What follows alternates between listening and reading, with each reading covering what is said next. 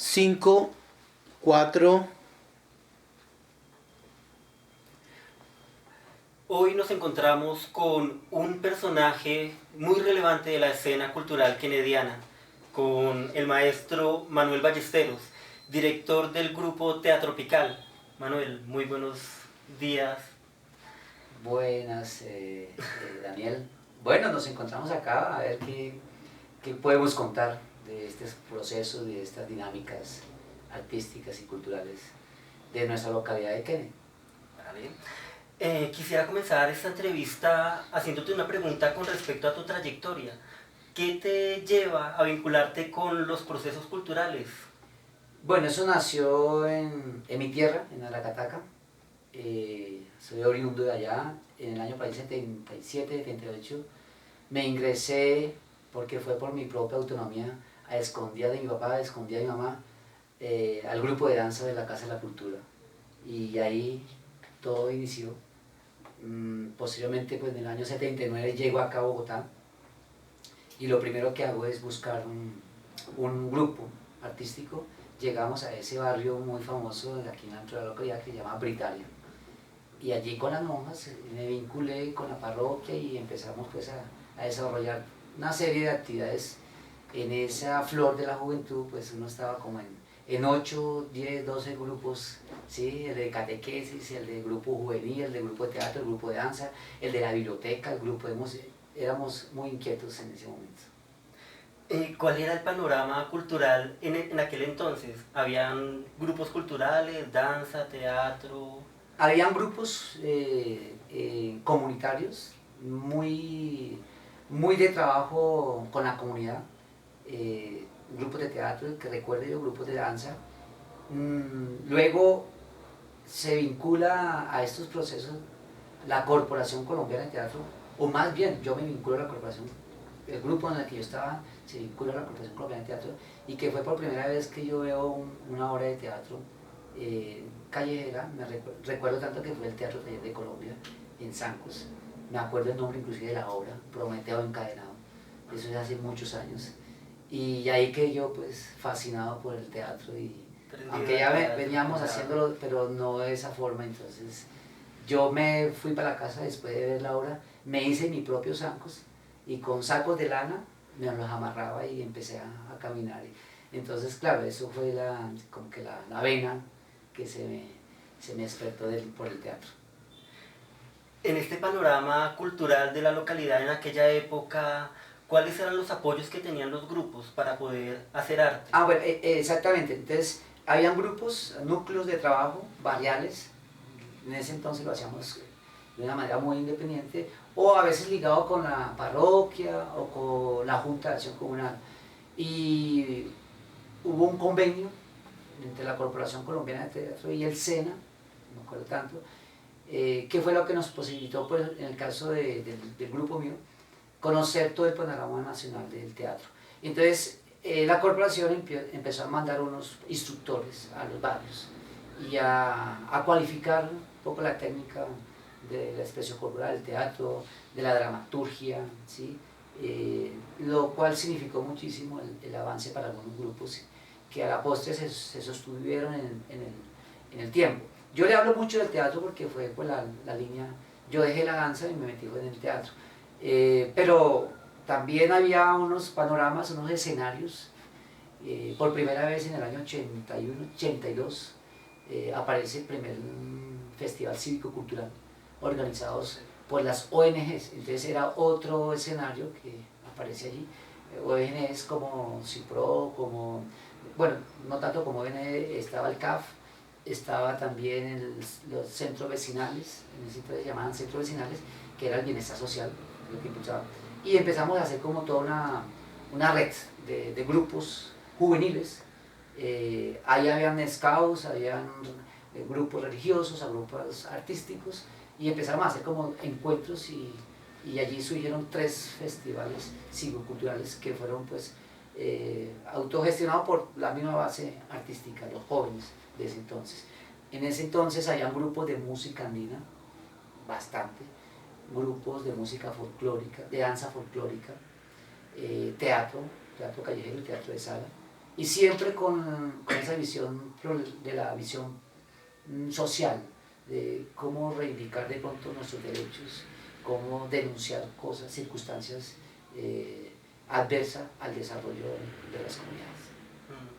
¿En qué momento te interesas por montar un propio grupo? Por crear tu propio ambiente cultural, tu propio espacio para la creación. Ya. Yo estaba en Britalia en un grupo de teatro, el grupo del Común, y allí pues se termina ese ciclo por ahí en el año 81, 82, y conozco de un grupo de la parroquia Santa Margarita, y en el cual yo pido el ingreso para no perder como la dinámica y el quehacer escénico. El director de ese grupo pues me conocía mucho del otro grupo, entonces me aceptó la invitación y la solicitud, y empezó a ser parte de este grupo parroquial, un grupo parroquial de teatro que posteriormente, 4, 5, 6 años calculo, le colocamos Teatro Picar. Pero cuando yo llego el grupo ya estaba formado, se forma con los acólitos de la parroquia y con Alillo Rodríguez, que es el creador del grupo. ¿Cómo fue la acogida por parte de la comunidad? Esa relación con los sectores populares. Bastante diversa. Vuelvo y repito, nosotros nos apoyábamos, nos metíamos en esos grupos y hacíamos teatro no con el ánimo de llegar a la televisión o a ser grandes actores o actrices, no, sencillamente porque era una dinámica muy interesante y algo que tenía que ver como con esa esencia juvenil. Entonces en las comunidades había muchas cosas, por ejemplo, apoyábamos jornadas de recolección de libros para la biblioteca de Britalia. Entonces cogíamos una zorra y nos montábamos, nos maquillábamos, hacíamos jornadas de aseo para un parque para que los niños pudieran jugar en condiciones más favorables. Entonces hacíamos aseo, sembrábamos árboles en Britalia, yo hablo en Britalia. Ya a nivel local, entonces hacíamos encuentros juveniles y algunos que tenían algunos espacios, tenían algunas infraestructura, una mínima infraestructura, entonces nos invitaban a otros grupos, entonces los de Socorro invitaban a los de Patronito, a los de Britalia, y entonces hacíamos encuentros y nos enseñaban la laguna, porque en ese entonces en el Socorro existían lagunas. Nos invitaban a talleres de fotografía, talleres de cómo elaborar instrumentos con materiales reciclados, con quenas, bueno, percusión, hasta de pronto talleres de literatura. En la biblioteca nosotros invitamos en Britalia a los demás grupos para que fueran a la biblioteca a tomar talleres de literatura, de cómo hacer un cuento, cómo preservar y cómo rescatar un libro. Entonces, ese tema de encuadernación, todo eso lo aprendíamos nosotros a partir del trabajo comunitario. La relación con el Estado brindaba algún tipo de apoyos a las organizaciones culturales en aquel comienzo, o era más bien un trabajo propio de las organizaciones culturales? Era muy propio de las organizaciones, comunitarias. Sí había un mínimo acercamiento, pero era como a través del DATS, del Bienestar Social, que pues eso a veces también obedecía como a la voluntad de la persona que estuviera como en cierto programa y se acercaba a las comunidades. Como éramos jóvenes, entonces en esa época también había mucha bandera, que los jóvenes, que no sé qué, que los derechos de los jóvenes. Entonces a veces nombraban un funcionario, pero si había una voluntad política por parte de ese funcionario, se acercaba a la comunidad. De resto no. Había un trabajo bastante protagonista por parte de las ONGs, las organizaciones no gubernamentales, que más bien canalizaban recursos internacionales con las embajadas, con entidades de Europa, ¿sí? Caso de CIPRO, por ejemplo, que también tenía su accionar en el deporte, y eran encuentros también deportivos, artísticos, culturales, pero del Estado era muy, más nosotros como jóvenes no nos interesaba eso, teníamos toda una formación también política, ¿sí? Teníamos unos acercamientos con la JUCO, con el Partido Comunista, y ellos sí nos abrían como la sábana. Miren, estamos en esta realidad y vivimos así. Y con el teatro también teníamos esas oportunidades, ¿no? En el caso del Teatro Picar tuvimos oportunidad de ir a la Universidad Nacional y allí nos capacitaban en esos temas de la situación social que vivíamos y la injusticia social, exactamente eso.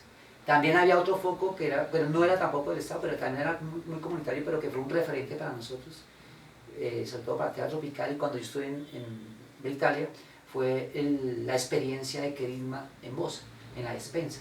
Ellos empezaban y tenían su trabajo, su proceso muy consolidado, y allí fue una experiencia muy importante porque allí tuvimos muchos talleres, hubo una cercanía y Querigma estaba muy cercano a Italia, entonces siempre nos invitábamos. Fuimos a los primeros fiestas populares que llamaban, encuentros populares, no me acuerdo bien cómo era, ellos tenían otro nombre especial, no eran festivales, eran como encuentros culturales populares, ¿sí?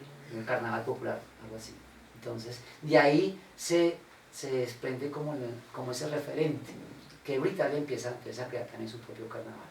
¿Sí? Es como el referente de Querigma y la despensa. Y se crean esos eventos, procesos. Empezamos a generar, ¿sí?, esos encuentros, procesos con los festivales, con los carnavales, otros llaman encuentros, en fin. Kenia llegó a tener casi 16 carnavales o eventos identificados en un momento dado, en los años 90, por ejemplo, pero que vienen de esa década, de los 70 y de los 80. En ese proceso, la forma en la cual se van creando las políticas públicas en torno al arte y la cultura, ¿cómo afectó esas dinámicas que se venían dando en el sector artístico en la localidad? En los años 80, como a comienzos de los años 80, entonces aparece el Instituto Distrital de Cultura y Turismo, sí.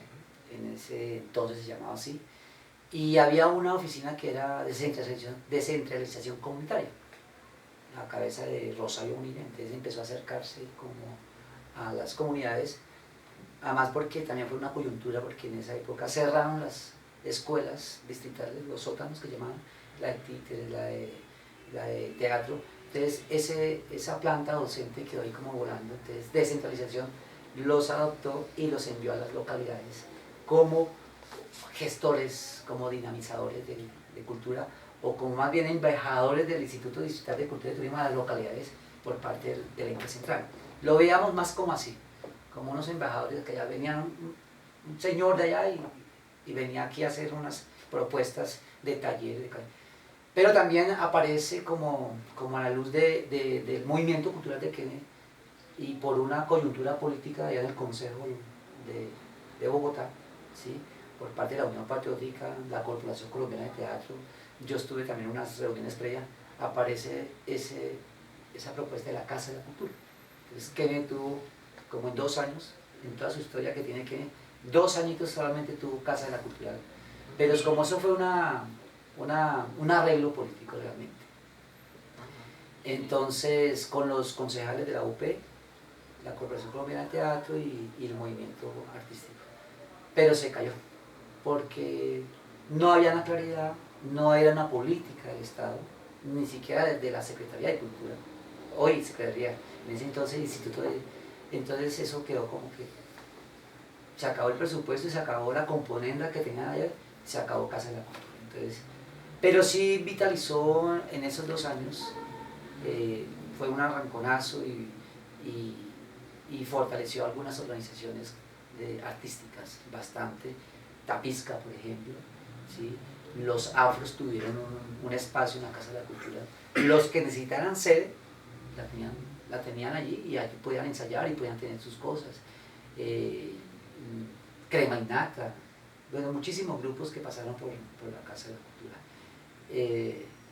Desafortunadamente se cayó, pero entonces ahí fue paralelo a eso se fue creando también, o ya se había creado el Festival de Cultura Popular como una política también de la Secretaría de Cultura, perdón, del Instituto Distrital de Cultura y Turismo, hoy Secretaría de Cultura.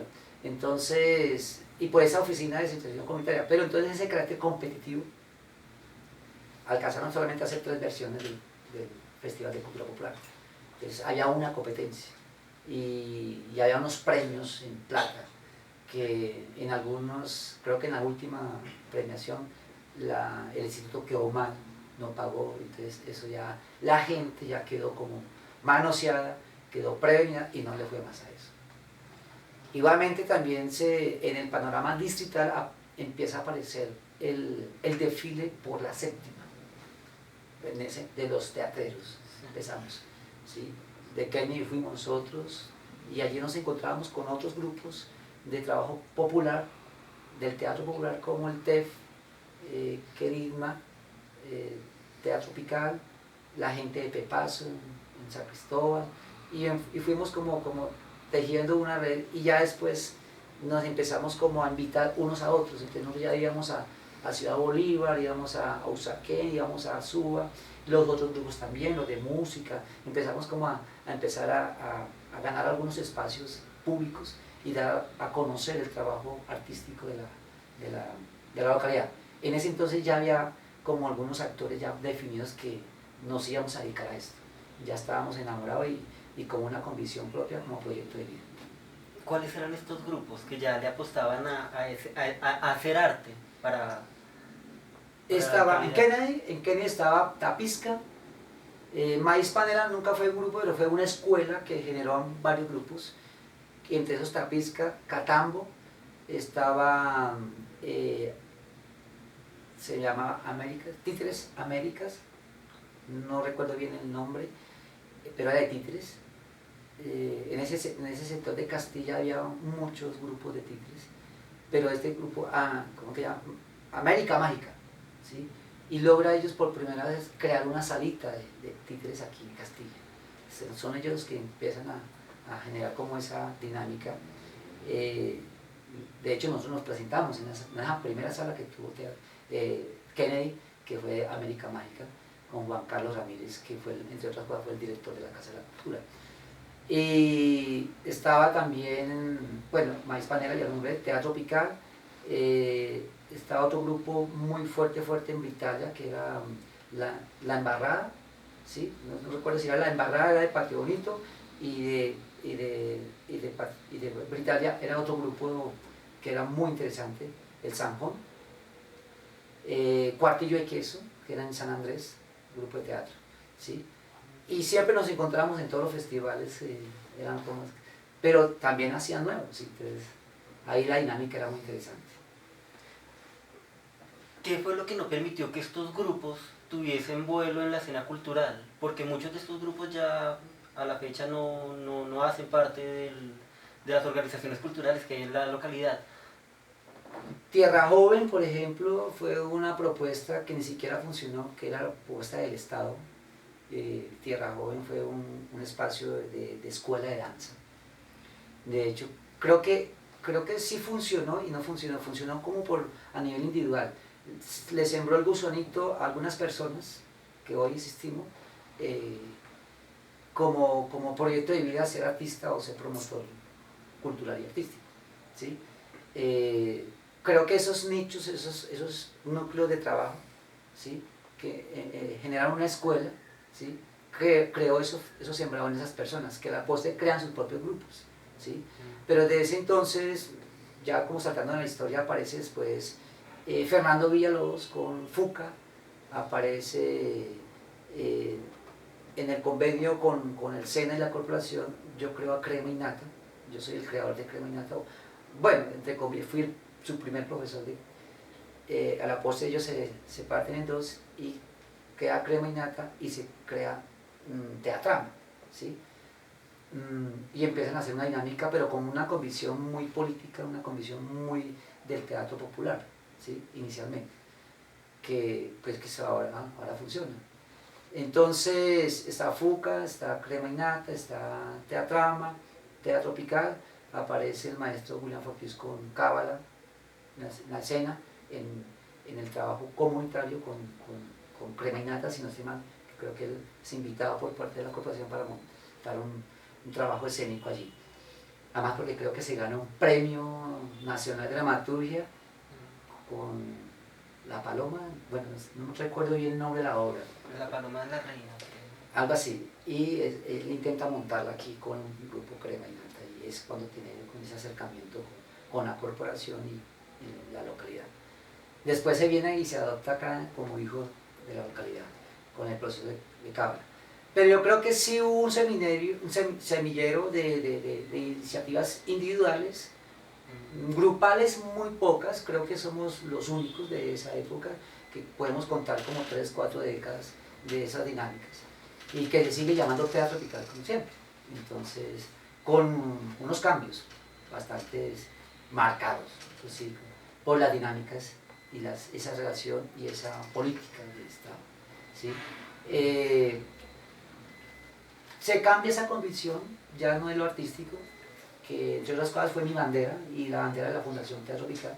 Por más que tengamos contratos, nunca vamos a perder nosotros nuestra creación, nuestra producción artística, y eso sí nunca lo dejamos. Y no es un secreto para nadie, el Teatro Tropical ha contratado muchísimo, ¿sí?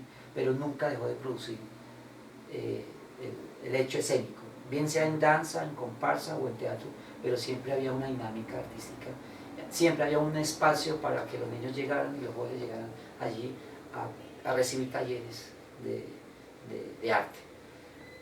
Los otros compañeros, pues yo creo que esa política competitiva, el neoliberalismo, aparece en la escena, entonces el que más hable, el que mejor contacto tenga con el alcalde, venga maestro, venga, déme el contrato, entonces ya no haya respeto ni siquiera por los territorios ni por los eventos. Entonces, yo podía contratar además porque la ley 80 lo permite, ¿sí? Nadie es propietario de procesos, pero si somos madres, porque parimos, ¿sí? Nosotros parimos esos eventos. Y aparece el sistema de licitación. Y entonces el error es uno vincularlo a ese sistema de participación, en esa falsa participación, porque uno participa hasta un punto, pero en el momento de la decisión de los recursos, otros hacen fiestas, como una frase que dice un compañero acá, uno prepara el altar y otro canta la misa. Entonces, ahí sí. Pero jugamos a eso, pero internamente sí teníamos también ese respeto también, porque como esa ley lo permitía, podrían venir grupos o fundaciones o entidades, ¿sí? De otras localidades, de Usaquén, de Puente Grande, a contratarlos a ejecutar o a desarrollar. A mí siempre me ha gustado mucho a dinamizar con los recursos del Fondo de Desarrollo los procesos, los eventos procesos, ¿sí? Entonces estoy hablando del festival gastronómico, estoy hablando del carnaval de Patio Bonito, de los cineforos imaginarios, del festival del agua y el fuego, bueno, todos los eventos que habían y le caían, porque Kennedy sí tuvo esa bandera de liderazgo a nivel distrital, que fuimos ejemplos en la formulación de proyectos y en esa concertación con el Estado pequeño, el Estado heredino, o los 11 diles. Venga, es que el plan de desarrollo de nosotros cuesta esto por esto y hacíamos toda la tarea con el respeto mutuo a pesar de las diferencias. O sea, usted tiene una concepción del trabajo muy distinta a la mía, pero en esta mesa de trabajo vamos a respetarnos, y lográbamos, y eso nos ostentaba nosotros ser la primera localidad en recursos a nivel digital. Siempre pasaba de 1000 y pico de millones para todas las iniciativas, además porque era muy diversa. Ese plan de desarrollo, o los planes de desarrollo eran muy diversos.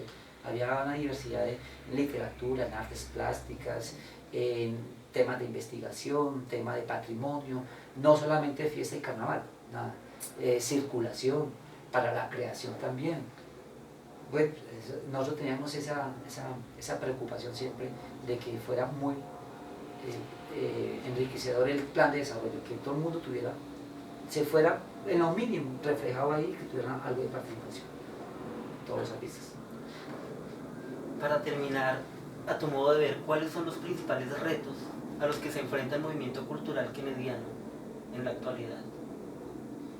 Hoy hablamos con una tristeza, porque realmente pareciera que la historia no pasó y quieren borrar todo y empezar de cero. O sea que no tenemos memoria, no tenemos nada. Todos estos procesos, toda esta historia que le he comentado, pareciera que hoy en día a ciertas fuerzas, a ciertos funcionarios, inclusive locales, distritales, no les interesa y quieren empezar de nuevo porque realmente no sirvió para nada y que no han querido verlo, eso es otra cosa.